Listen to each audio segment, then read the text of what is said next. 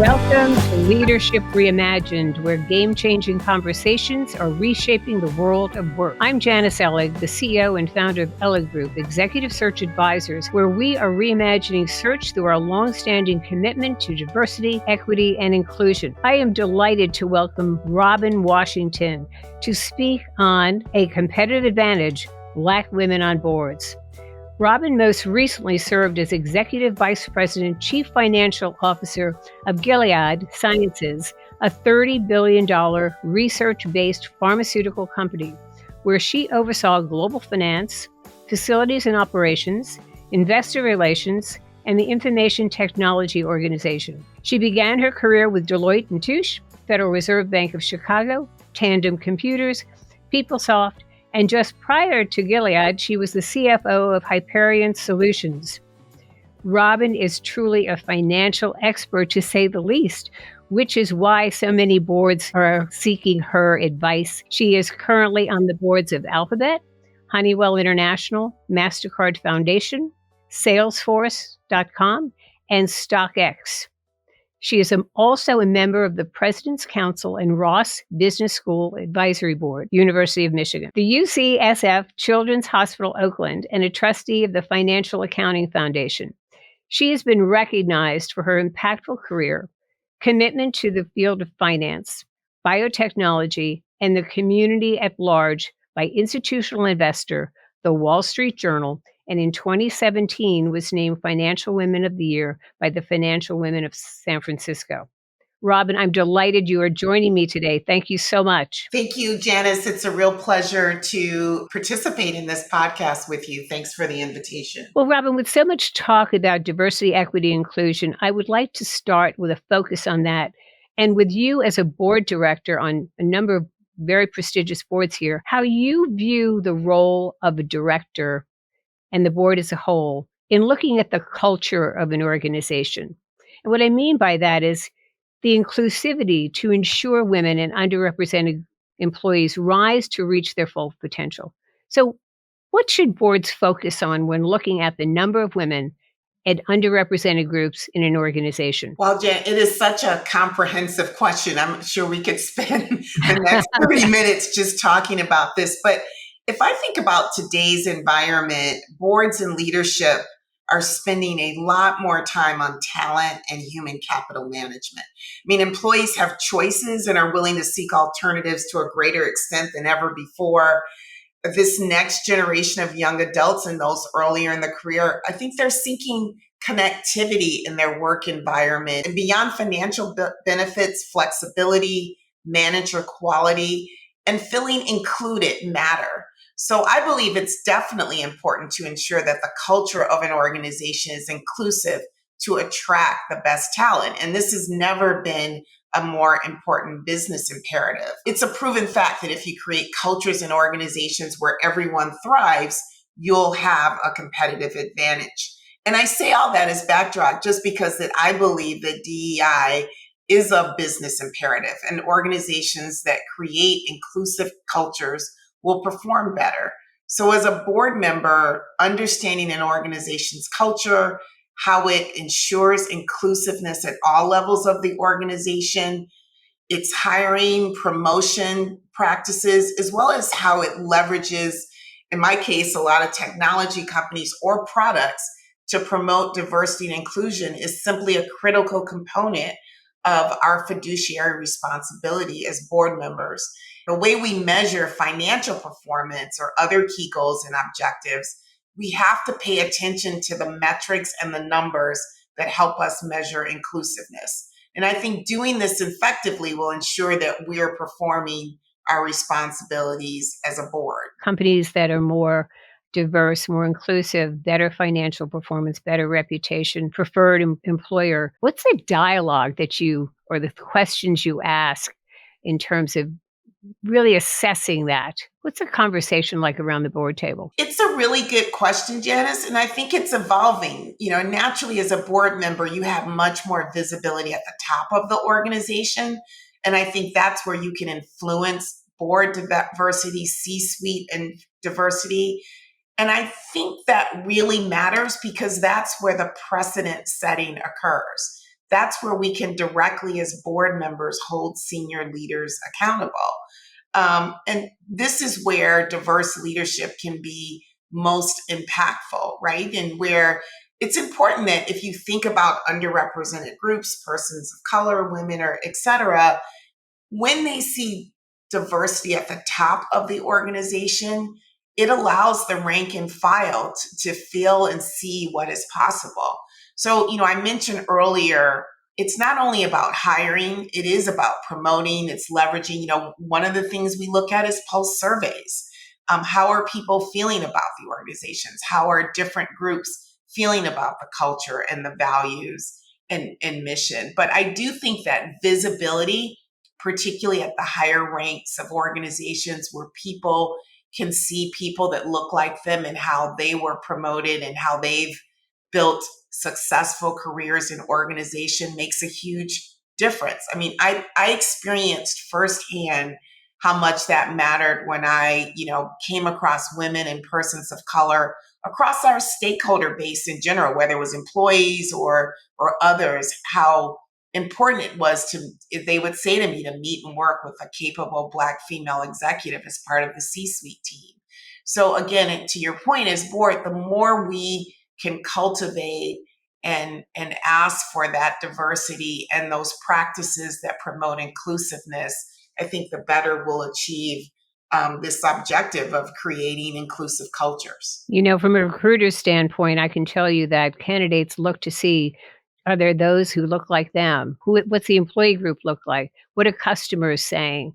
What are Exactly. communities saying? And what are investors saying? So those four legs of the stool become really important if you're not, reflecting all of those constituents. That's exactly right. I mean, I've even seen more best practices around hiring, being sure that you've got not only diverse slates of candidates, but diverse slates of interviewees as well. And I do think that matters. Oh, yes. Oh, yes. Right. You have to have people who are going to interview people, that they can relate to, right? Yeah. Mhm. That's very important. Let's talk about the initiative that you've started with Merlene Santel, Black Women on Boards. And you were recently featured in Fortune magazine. And you're joining forces to improve the representation of women on color on boards. Now, only 4% of women of color are on boards currently. So what do you hope to achieve in terms of the number and what time frame? What are you looking to do with this initiative? Janice, thank you for asking the question. It's been a great initiative, and I have to give Marlene a lot of credit for just the passion and boots on ground support to continue to scale this organization. It's just been amazing success, and I've really enjoyed our partnership. But to answer your specific question, Black Women on Boards was created to accelerate access to board opportunities by enhancing visibility of qualified Black female executives. We know that exposure and visibility matter. And once you're on a board, the opportunities can be abundant. So, Black Women on Boards is all about expanding our networks and highlighting capable, talented Black females to help them secure that first board seat. And we know that the statistics for public boards leave us with room for opportunity. You mentioned 4%, Janice, but private company board participation is even lower.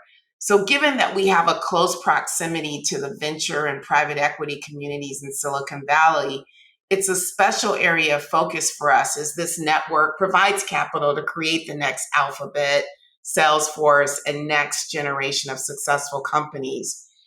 What we want to do is just to ensure that capable Black females have access to these public and private ecosystems.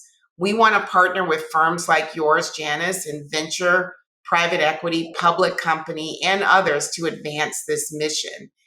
I think the one thing we know for certain is this is not an issue of pipeline or qualifications.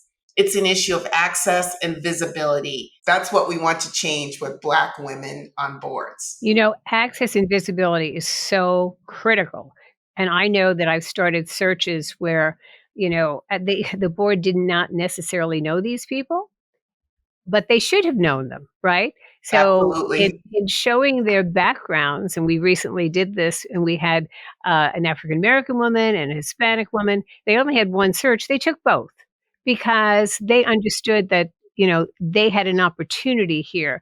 And what we did was we helped them open the aperture because they didn't look at titles as much as they looked at skills, which is really what you're trying to put on your board, right? It's the skill set, the experiences. That's absolutely correct. I was personally involved in a search where we put a woman of color on a board and definite experience in the industries that we needed, definitely capable, but was not on the radar of, the recruiting search firm that we leveraged.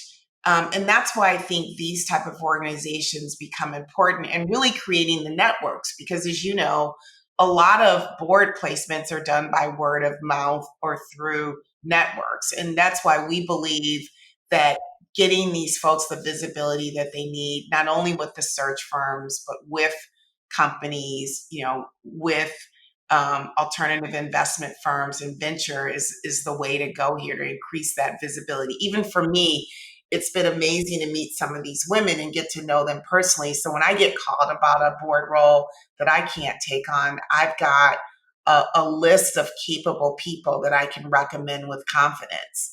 And so it's going to take all of that to continue to make inroads in this area. My phone line is always open to receive any of your recommendations.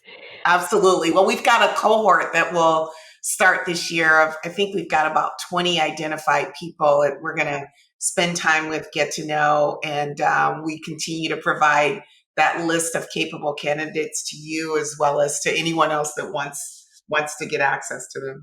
So Robin, let's turn to you as a Black executive. And you shared that you faced some barriers. How did you turn barriers into opportunities? Janice, I had great mentors, but more importantly, sponsors that exposed me to opportunities that stretched me beyond what I thought I was capable of. And it forced me out of my comfort zone until I learned to feel comfortable being uncomfortable. A lot of people that know me know I use that phrase a lot because I think it's important. I know now that it's in those moments that when I'm feeling uncomfortable, that I'm truly learning and growing. And most importantly, I'm confident that I can push through adversity and accomplish anything I want to achieve. And it's not that it's easy, but it's convincing yourself that you want it and then doing what it takes to achieve your objectives. Early in my career, I got the opportunity to meet and spend time with a Black female CFO. And I can honestly tell you, this is before I even really thought about being a CFO. I also worked early in a company where we had a Black male corporate controller. And I do think those interactions with both were these subliminal inspirations that inspired me to know that I could one day achieve their level of success. So, given your impressive career as a financial executive, is that a path that you would encourage more women to take to become a CFO, to become a financial expert as a pathway to the boardroom? Yeah, absolutely. I think having a financial background and a skill set can really enhance a person's career in so many ways. Knowing how to interpret a balance sheet and understanding finance and accounting, the language of business, is an invaluable skill, even if you don't want to be a CFO or aspire to have a career in finance. But I do think being a CFO gives you a really unique perspective in a corporation. You are the allocator of capital. You're a partner to the CEO and other business leaders. You're a spokesperson for the company to investors and other stakeholders. It is only second in nature to the CEO. So it's really a unique opportunity and perspective on how to operate and understand a business. And I think a lot of people misinterpret the CFO role as a back office function, but world class CFOs are very close to the business and help steer and drive the go forward strategy. Also, as you mentioned, Janice, I think financial expertise is a highly sought after skill that boards are looking for as well. It's a great entree to the C suite. And we talk about only 4% of women of color having board roles, but diversity in the C suite is another huge opportunity. And I think the finance function is one that is beneficial and helping there. But, when I think about Black representation in the C-suite, there's a huge opportunity to further diversify. Only 2% of Fortune 500 C-suite leaders, that includes CEOs, COOs, and CFOs, are Black. And, within the Fortune 500, there are only 6 Black CEOs, and Black CFOs have actually doubled in 2021, but that doubling goes from 12 to 20, not quite double. So there's tremendous upside opportunity to further diversify the C-suite. And I think this is critically important to that topic we just discussed, inclusive cultures. Yeah, I couldn't agree with you more. Oftentimes they really want for their boards a financial expert and a woman, and then a woman of color. So there's great opportunities for women to move up into that C-suite and then into the boardroom. And truly, the numbers you said, truly, we are not there yet. We really have to accelerate the pace of change. I want to thank you, Robin, for the discussion so far. And a quick reminder to our audience, you are listening to Robin Washington, former CFO of Gilead Sciences and current board director of Alphabet, Honeywell, Salesforce, and StockX. The topics we cover, like today's, are all current, and a new topic with a new game changer is released every month. This is a great way to stay current on relevant issues happening around us. Now let's return to Robin Washington. So, Robin, your career at Gilead, you joined in 2008. Tell us about that journey that you were on and how you progressed, and what were some of those defining moments to be, top woman in a very prestigious organization of Black women, and then going on boards. I was there at Gilead for nearly 12 years, Janice, and it was a very rewarding experience in ways too numerous to mention. As I think back on one of the more defining moments, it was really simply moving to a CFO role in biotech after 20 plus years in technology. As you described in my bio, I didn't start in the biotech space. And, I remember talking to several of my mentors and others who said that was a really bold move. And it took a lot of hard work to really learn the industry and come up to speed. But I have to say, working there as part of a world-class leadership team, at the time, and really bringing life-saving treatments to patients, including a curative treatment for HCV, was clearly the highlight. We really ensured that as leaders that we engage with patients and have them share their experiences with our employees. And it was really rewarding to see how what we did positively impacted the lives of our patients and their families.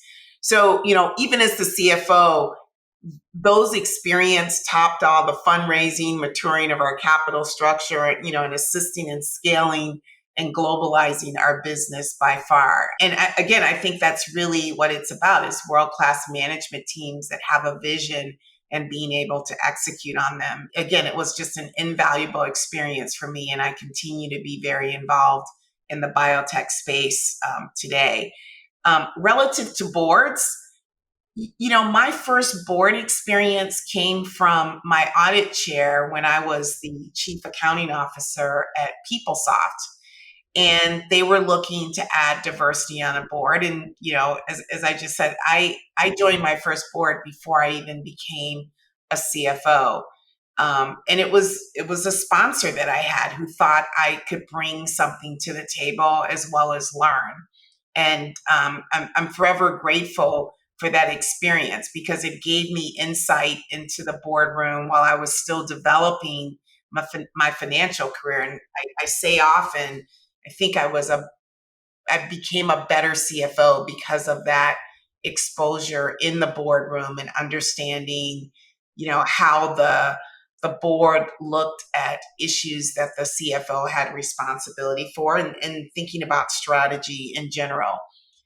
That was the first, and I continued to evolve it over time. As I became a CFO, I was on 2 smaller boards. Both of the companies were sold. And as I came up to speed and got comfortable with, what I was doing in my CFO role at Gilead, I put the desire to be on a Fortune 500 board and my goals and objectives. And I talked to my audit chair and our CEO and COO about it, and they were supportive.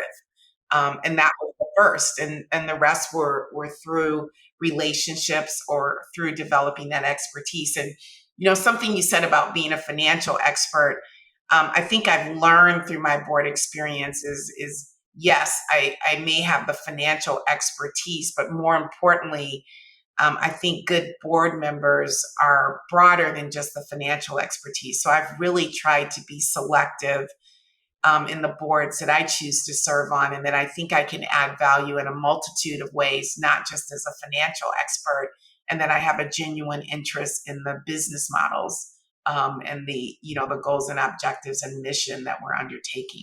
True. I think most boards look for that financial expertise, but they want you as a strategic partner, really, in terms of Absolutely. go-to-market strategies. Yeah.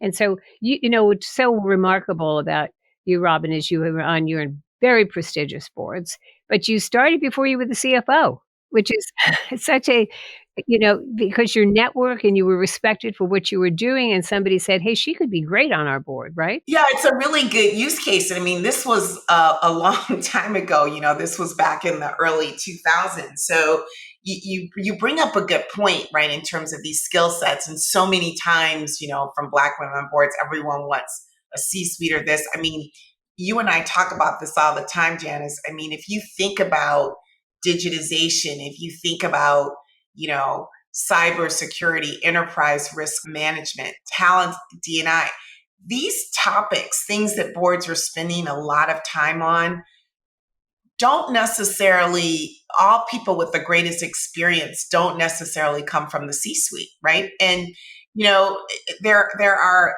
to your point, functions and skill sets that are gained before you get to the C-suite, which make you very capable of participating and adding value on a board. I didn't feel that I was in any way impaired by not being a CFO on that first board. No, and your voice was heard, and obviously it was so good, they put you on more boards during your career. So I want to change topics a little bit about leadership, because you were certainly a leader in the companies where you were at. And during the CNBC interview, you talked about the difference between EQ and IQ in leaders, and why the EQ part was so important when it comes to leadership. So talk to us a little bit about that and how that really is important on boards as well. One of the skills that I think developed leaders have is empathy. We've seen the importance of empathy as we've had to pivot operations and engage with employees, shareholders, and other stakeholders through the global pandemic, social injustice, the macroeconomic crisis that we've been dealing with over the past 2 years. I remember interviewing a panel of CFOs and many talking about the inability to walk around, given the fact that we're all working remotely. And, I remember asking the question, what's the one skill set that you think has become more important as a leader? And it was about empathy. So I think getting back to that next generation of our workforce, authenticity and leadership, it matters to many. People want to feel connected. And I think the best leaders are adaptable. And at times they show vulnerability and the ability to connect with individuals and meet their teams and employees where they are at times. And that takes emotional intelligence in addition to raw intelligence. And good leaders have this. And I think if you think about the board role and experience, it is about, collaboration, and collaboration with people that you're not working with on a regular basis. So I think EQ becomes very important there. How do you meet? How do you relate? How do you leverage all that experience that sits in a room and comes together on occasion to really help advance a company forward? You have to have sensing capabilities that you're not going to see because you're not boots on the ground every day in these organizations. So I think it's a critical skill set for 21st century leaders and board members. Times have changed. We didn't have a playbook during the pandemic, and it's really been taxing on CEOs, senior leadership, boards. it really has made you rise to new occasions, to new issues. And as you look at the boards going forward, what do you think is going to be really important for those who want to aspire to be on a board, as you have done, but going forward in this new reality, as I look at it? It's no longer a new normal, it's a new reality. What do you look at that as a board member? What do you see will be important going forward for those currently in seats and those wanting to be on a board? I think you have to really be a continuous learner and engaged in a different way. You know, I talked about those sensing capabilities. Um, and just having to focus on more and more things that matter, that drive company success. So flexibility, agility, the ability to identify leaders. I mean, these are things I think that always mattered. I think you've seen continued conversion of industries and spaces. For me, I'm seeing more convergence between healthcare and technology. But it just requires, again, I think agility and speed and a level of understanding of how so many factors can interact and impact what you're trying to accomplish. I mean, I think about all the things that sit on the on the plates of the CEOs and the leadership team of the boards that I sit on. It's daunting across so many areas. And so the importance of leading and prioritizing and leveraging skill sets and know-how, I think it's going to change the way we think about our teams. One person that I can think of that I think has become more important to boards as well as to leadership teams is the role of the CHRO. You know, and I think we need strategic people persons or chief people officers in ways that we've never needed in the past. So, you know, it's hard to say you can stay in front of every trend, but I think just keeping a pulse of change and having the capability to not only react, but be proactive around what's happening in your industry has never been more important for boards and for leadership teams. I think you're so right. It's all those areas of expertise that you want to have a multi-specialist board, right? Of many different areas. And the role of the SHRO is so important because it is all about people, right? It is all about the culture. If you don't have that, it doesn't work. So it's Exactly.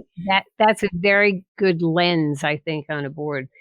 So, any parting words for advice for our audience that I know really was inspired by everything you had to say today, but anything else you would add? There's so many other things we can talk about, but one of the things I think a good parting thought, Janice, is, you know, I was privileged to work side by side with General Colin Powell on one of my boards. And as a result, he became one of my mentors and I developed a relationship with him. And as you know, he's written many books, but one in particular focused on leadership principles. And I always think about rule number 13, which is perpetual optimism is a force multiplier.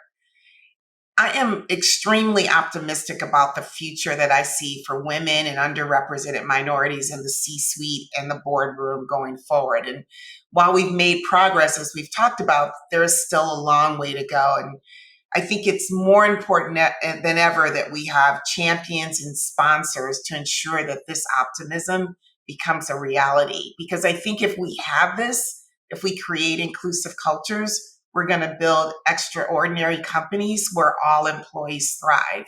And I think the world will be a better place if we accomplish this. Oh, well, we could go on a whole other conversation about Colin Powell. Oh my goodness, those are such great words. And being an optimist and coming together, right? I mean, really working across the aisles, across gender differences, ethnicity, and all of the. If we come together, we can be so powerful. Robin, I want to thank you so much for joining us today and sharing your career, your inspiring story, your words of advice, and the initiative that you are uh, leading with Marlene in terms of changing the picture of corporate boardrooms to have more women of color who can then impact the culture in that organization. Thank you. It's appreciated.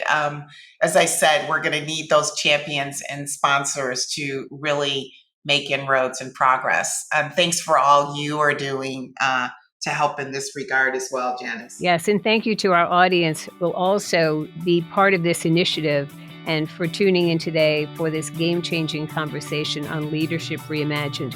You can find me on Twitter, LinkedIn, or visit our website at elliggroup.com. Thank you for joining us today, and thank you, Robin Washington.